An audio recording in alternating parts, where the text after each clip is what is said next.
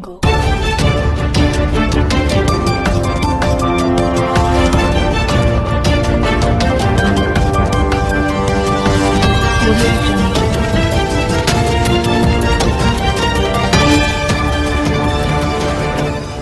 It's Exposed Time News. बिस्मिल्लाहिर्रहमानिर्रहीम। मैं हूं हसन रज़ा बुखारी एडवोकेट और एक्सपोज टाइम न्यूज़ में एक नया सिलसिलेवार प्रोग्राम शुरू किया जा रहा है। तहरीक पाकिस्तान, तामीर पाकिस्तान और तहफ़्फ़ुज़ पाकिस्तान में बिहार और बिहारियों का किरदार। मुझे बहुत खुशी है, मेरे लिए खुश आइन बात यह है कि इस हवाले से जो मैंने अपनी पोस्ट की थी और मैं इसमें बिरादरम सुहेल अहमद सिद्दीकी साहब का बिलखसूस शुक्रगुज़ार हूँ और मैं उन तमाम लोगों का शुक्रगुज़ार हूँ जिन्होंने मुझे फ़ोन करके मैसेज के ज़रिए, व्हाट्सएप के ज़रिए सादात बिहार के जो पोस्ट मैंने लगाई थी उस पर भी बाज़ मेरे दोस्तों ने मेरी हौसला अफजाई की है। तो मैं इस सिलसिले में जो प्रोग्राम शुरू करना चाह रहा हूँ, लोगों को ये बावर कराना चाहता हूँ कि पाकिस्तान की तहरीक में, पाकिस्तान की तामीर में और तहफ़्फ़ुज़ पाकिस्तान के लिए बिहारियों ने, सूबा बिहार ने गिरां कदर खिदमत अंजाम दी है, जिनको हमारे बच्चे फरामोश करते जा रहे हैं। और इसमें गलती मैं समझता हूं कि मुझ समेत जो मुझसे बड़े हैं उनका भी है कि उन्होंने अपने बच्चों को अपने सूबे के हवाले से बात नहीं बताई, अपने कल्चर के हवाले से बात नहीं बताई। मैंने भी गुज़श्ता दिनों एक पोस्ट लगाई थी बिहारी कल्चर डे के हवाले से, तो मुझे कुछ अच्छे लोगों ने भी तबसरे किए और कुछ लोगों ने कहा कि बिहारियों का कल्चर क्या है। तो मैं उनसे सिर्फ एक ही जवाब उनको दिया है कि जनाब, बिहारी का जो भी कल्चर है हम इंशाल्लाह अपना जो प्रोग्राम पेश करेंगे तो आपको हमारा कल्चर नज़र आएगा। बहुत शुक्रिया। बिस्मिल्लाहिर्रहमानिर्रहीम। एक्सपोज टाइम न्यूज़ के प्रोग्राम जो कि बिहारियों के हवाले से है कि तहरीक पाकिस्तान और तामीर पाकिस्तान में, तहफ़्फ़ुज़ पाकिस्तान में बिहारियों का किरदार, इस हवाले से हम ये कोशिश करेंगे कि पाकिस्तान में जो भी बिहारी मौजूद हैं जिन्होंने वतन अज़ीज़ के क़याम में, उसके इस्तेहकाम में, उसकी तामीर में अपना जो किरदार अदा किया है, हम उनको उजागर करें, उनके उन कारनामों को और अपने बच्चों तक उनके कारनामे पहुँचाएँ।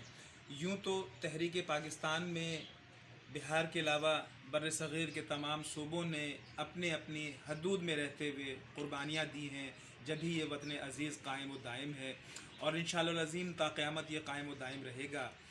आज के प्रोग्राम के हमारे पहले जो लिखारी हैं वो किसी तारुफ़ के मोहताज नहीं, मोहतरम जनाब सुहेल अहमद सिद्दीकी साहब ने क़िबला नवाब सैयद मोहम्मद यूसुफ़ रज़ा बुखारी के हवाले से अपने वीडियो जो है उन्होंने बनाकर भेजा है। तो हम आज तहरीक पाकिस्तान में नवाब साहब के किरदार को, तहफ़्फ़ुज़ पाकिस्तान में उनके किरदार को, तामीर पाकिस्तान में उनके किरदार को उजागर कर रहे हैं।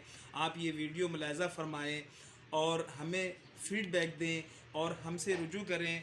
हमें बिहारियों के हवाले से जितने भी बिहारी हैं, जो नामवर बिहारी हैं, जो गुमनाम हैं, जिन्होंने तारीख़ में अपना नाम पैदा किया था, किसी भी गांव, किसी भी जगह, किसी भी हिस्से से ताल्लुक़ रखते हैं, तो वो हमें भेजें ताकि हम इस प्रोग्राम की उनको भी ज़ीनत बनाएं। सुहेल अहमद सिद्दीकी साहब किसी तारुफ़ के मोहताज नहीं, वो बेहतरीन मुक़र्रर हैं, अदीब हैं, शायर हैं, दानिश्वर हैं।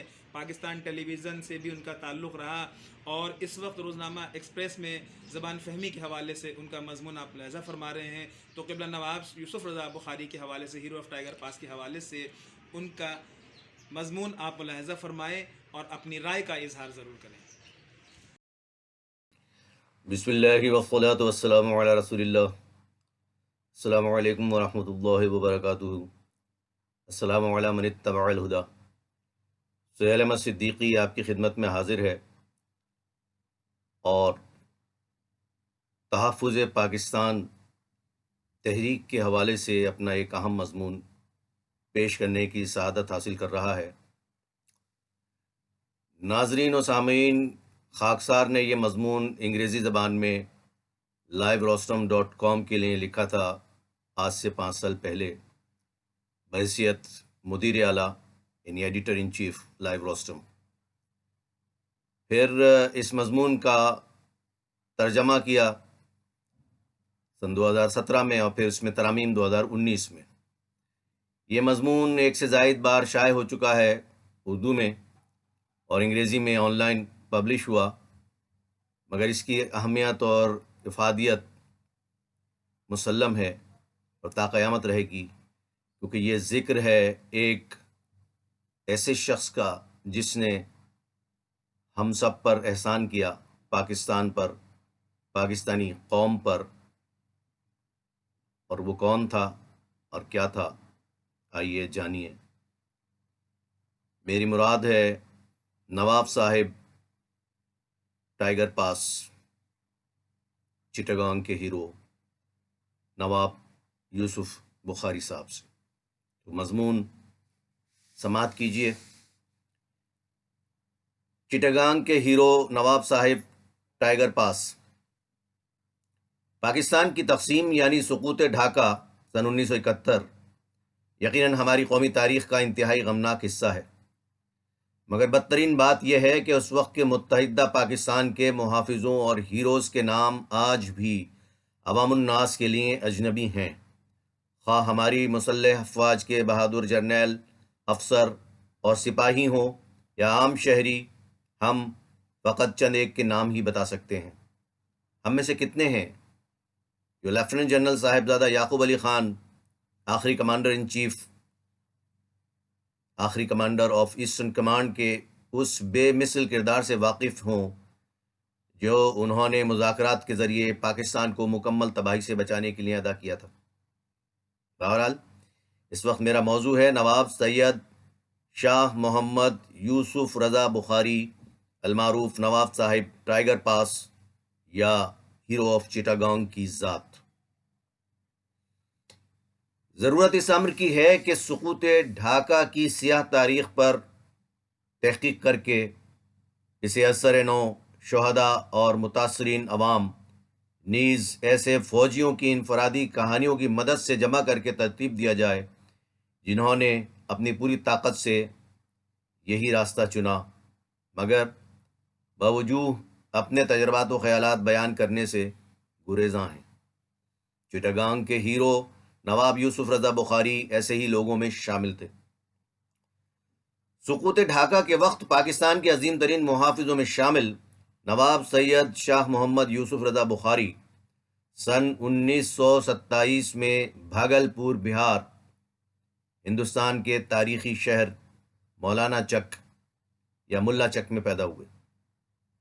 ان کے والد مولانا سید محمد فائق بخاری بہار ہائی کورٹ کے رجسٹرار تھے، جبکہ دادا اپنے دور میں بہار کے صدر اعلیٰ یعنی فرسٹ کلاس میجسٹریٹ ہوا کرتے تھے۔ وہ عظیم صوفی مولانا سید شہباز بخاری بھاگلپوری رحمۃ اللہ علیہ کی آل سے تھے۔ شہباز بخاری کے والد نے قدیم شہر بخارا، موجودہ ازبکستان، سے ڈیوڑیا بہار کی طرف ہجرت کی، جہاں شہباز بخاری پیدا ہوئے۔ یہ وہی بزرگ تھے جنہوں نے مغل بادشاہ اورنگزیب کو ولی عہدی کے لیے دعا سے نوازا تھا۔ آج بھی شہباز بخاری کا مزار بھاگلپور میں مرجع خلائق ہے، جہاں دنیا بھر سے عقیدت مند جمع ہو کر ان کا عرس مناتے ہیں۔ انٹرنیٹ پر سرسری مطالعے سے انکشاف ہوتا ہے کہ خانقاہ شہبازیہ منسوب بحضرت مولانا سید شہباز بخاری کے موجودہ متولی شاہ اشتیاق عالم اس کی نگرانی کرتے ہیں۔ تقسیم پاکستان کی سازش کی کامیابی اور ہندوستان کی طرف ڈھاکہ کے سقوط سے کچھ ماہ قبل 3 مارچ سن 1971 کو الصبح نواب صاحب اپنے دفتر پاکستان ریلوے جانے کے لیے گھر سے روانہ ہوئے۔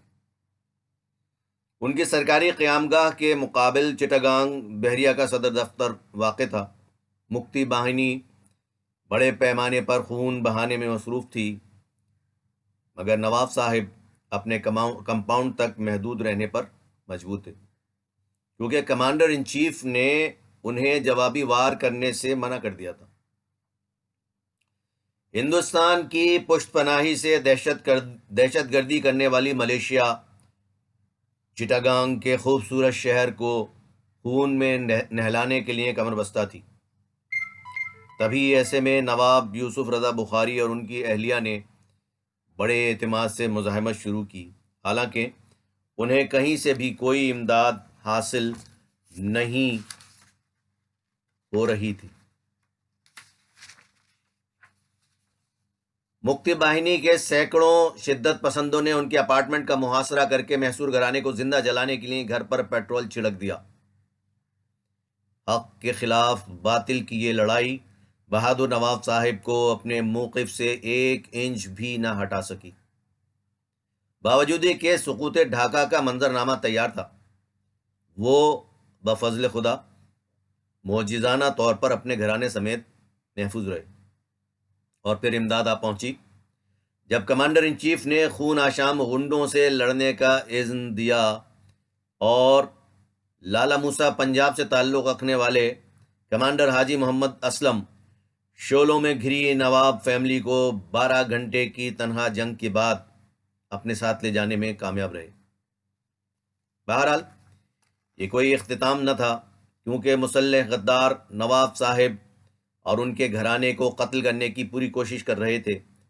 کمانڈر حاجی محمد اسلم اور captain Hafeez 20 Baloch regiment Pakistan army بہت احتیاط سے ان کے بچاؤ اور مغربی پاکستان روانگی کے لیے پہنچے، جہاں کراچی کے ہوائی اڈے پر ملٹری انٹیلیجنس کے کرنل فاطمی اور ہزاروں شہریوں نے ان کا خیر مقدم کیا۔ وہ ذوالفقار علی بھٹو سے ملنے اسلام آباد تشریف لے گئے اور ان سے اپنے گھرانے کے جنگ سے تباہ حال چٹاگانگ شہر سے محفوظ انخلا کے انتظام کا مطالبہ کیا۔ چونکہ یہ بات اظہر من الشمس تھی کہ پاکستان مخالف قوتیں متحد اور ہماری صفوں میں موجود غداروں سے بھرپور تائید کی حامل تھیں، سقوط ڈھاکہ بہت قریب تھا۔ نڈر نواب صاحب اپنے گھرانے کو کراچی واپس لانے کے لیے چٹاگانگ واپس تشریف لے گئے۔ بے باک و بہادر نواز یوسف رضا بخاری جوں ہی جنگ زدہ بنگال میں پہنچے، مکتی باہنی نے انہیں دھمکانا بلکہ در حقیقت قتل کرنے کی کوشش شروع کر دی۔ انہوں نے کئی بار حملہ کیا مگر ناکام رہے۔ انہوں نے نواب یوسف رضا بخاری اور ان کے پورے گھرانے کی جان کی قیمت سر کی قیمت لگا کر مقرر کر دی۔ بڑھتے ہوئے تناؤ کے پیش نظر پاکستان آرمی ان کی مدد اور رنگون برما کے راستے پاکستان بھیجنے کے لیے آئی۔ دیوان وراثت حسین ایڈوکیٹ بھی اس موقع پر موجود تھے۔ قرارداد پاکستان کی سن 1940 میں منظوری کے بعد قائد اعظم محمد علی جناح اپنے ہمراہیوں کے ساتھ بہار تشریف لائے تو نواب معروف گنج گیا میں انظار الحسن المعروف نواب ڈیلہا کے محل میں قیام کیا۔ یہ نواب صاحب نواب یوسف رضا کی خالہ کے شوہر تھے، یعنی نواب صاحب کے خالو تھے۔ ان کا محل سنگ مرمر کا بنا ہوا اور 22 ایکڑ پر محیط تھا۔ قائد اعظم اس محل کے حسن کی تعریف کیے بنا نہ رہ سکے۔ منہ میں سونے کا چمچہ لے کر پیدا ہونے والے نواب صاحب ٹائیگر پاس نے اپنی تمام دولت خاندانی میراث میں ایک بڑا حصہ اور خطیر رقم قائد اعظم محمد علی جناح کے فنڈ میں بطور چندہ دیتے ہوئے اپنا سب کچھ فقط تحریک پاکستان کے لیے قربان کر دیا۔ یہ وہ موقع تھا جب قائد بمبئی کے دورے پر تھے۔ نواب صاحب ٹائیگر پاس نے اپنی ابتدائی مکتبی و دینی تعلیم بھاگلپور میں حاصل کی، پھر وہ ثانوی اور اعلیٰ تعلیم کے حصول کے لیے پٹنہ اور گیا گئے اور انہوں نے قیام پاکستان کے بعد بھی اپنی تعلیم جاری رکھی۔ نواب صاحب گھڑ سواری، شمشیر زنی، کشتی، باکسنگ، کشتی رانی اور نشانہ بازی کے ماہر کھلاڑی تھے۔ وہ اس قدر رئیس تھے کہ ان کے عہد عروج میں ان کے والدین کے کمرے تک رسائی کے لیے محل کے 52 دروازوں سے گزرنا پڑتا تھا، جو ایک کے اندر ایک بنے ہوئے تھے۔ وہ 1952 کی آل پاکستان رائفل شوٹنگ چیمپئن شپ کے فاتح تھے۔ 1952 سے 1971 کے عرصے میں نواب صاحب ٹائیگر پاس نے مشرقی پاکستان میں ہزاروں ایکڑ اراضی خریدی تھی۔ وہ 2 کاروں، 500 سی سی کی ایک ٹرام، 2 موٹر سائیکلوں جن میں سے ایک 350 سی سی کی تھی، 2 موٹر سائیکلوں کے اور بینک میں جمع کثیر رقم کے مالک تھے۔ انہیں یہ سب کچھ پاکستان کی خاطر نثار کرنا تھا۔ یوں ہی وہ مشرقی پاکستان سے گئے، مکتی باہنی نے ان کا سب سرمایہ لوٹ لیا اور تباہ کر دیا۔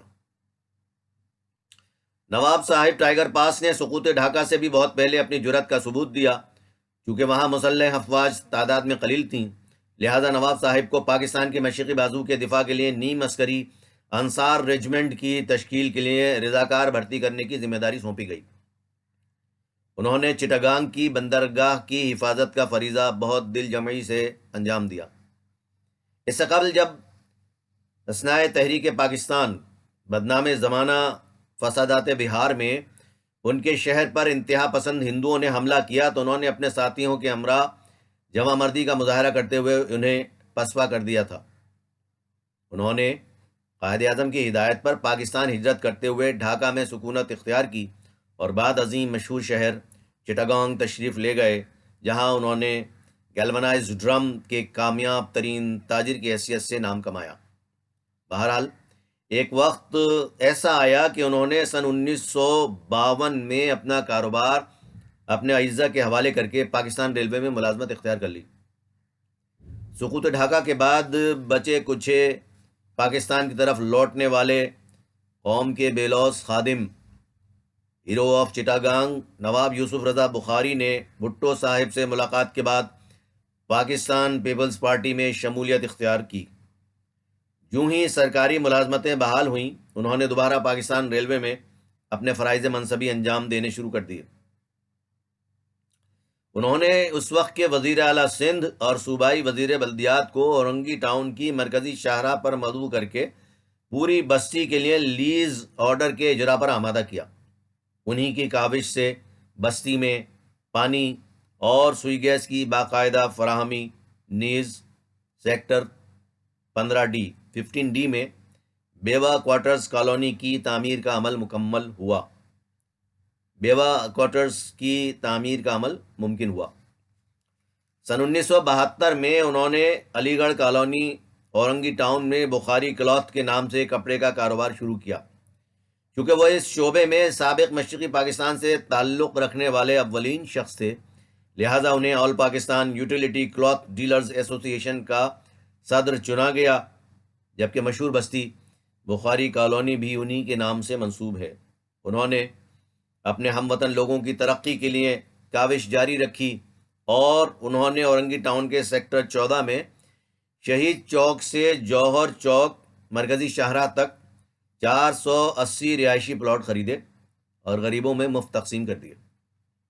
افسوس، اس اراضی میں کچھ حصے پر بعض نام نہاد سیاستدانوں نے غیر قانونی قبضہ کر لیا۔ نواب صاحب ٹائیگر پاس، ماہنامہ ینگ چینل، 15 روزہ ینگ وائس کے سن 1993 سے سن 1998 تک مدیر اعلیٰ رہے۔ 28 نومبر سن 1998 کو ان کی وفات ہوئی۔ نواب صاحب ٹائیگر پاس کو سخی حسن قبرستان شمالی ناظم آباد میں دفن کیا گیا۔ مبارک مونگیری، راحت الہ آبادی، جنہوں نے نواب صاحب سے ان کے آخری وقت میں ملاقات کی تھی، اور عمران فرحت سمیت متعدد شعراء نے نواب صاحب ٹائیگر پاس کی خدمات کو خراج عقیدت پیش کیا۔ ممتاز شاعر، صحافی اور قانون داں سید محمد حسن رضا بخاری نواب صاحب کے اکلوتے فرزند ہیں، جبکہ ان کے لواحقین میں ایک بیوہ اور ایک بیٹی بھی شامل ہیں۔